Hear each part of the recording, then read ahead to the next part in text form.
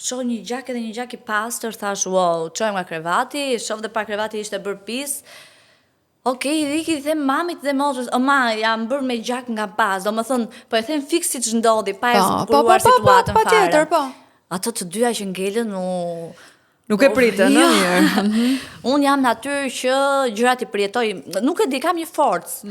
Në çfarë do lloj situatë time, e mbledh veten gjithmonë dhe them, nuk është moment jas të qash, nuk është moment jas të bërtasësh, ja bërtite çfarë do zgjidhësh, gjaku është aty, ndodhi, nuk e ndalon dot asgjë.